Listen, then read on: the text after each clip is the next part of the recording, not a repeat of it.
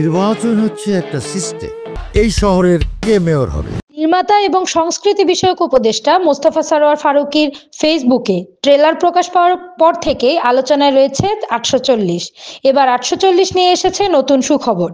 রোববার 8 ডিসেম্বর সন্ধ্যায় মুক্তি দেওয়া হয় 840-এর অফিসিয়াল পোস্টার, আর সেখানেই জানা যায় সিনেমা হলে মুক্তি পাচ্ছে এটি।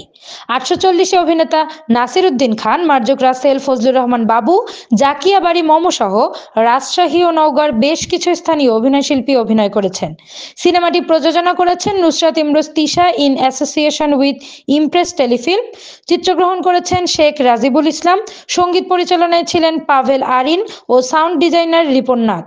প্রসঙ্গত, এর আগে বাংলাদেশের সমসাময়িক সামাজিক ও রাজনৈতিক অসঙ্গতিগুলো স্যাটায়ার করে 420 নামে ধারাবাহিক নির্মাণ করে আলোচনা সৃষ্টি করেছিলেন নির্মাতা মোস্তফা সরোয়ার ফারুকী। এবার তারই ডাবল আপ হয়ে আসছে 840।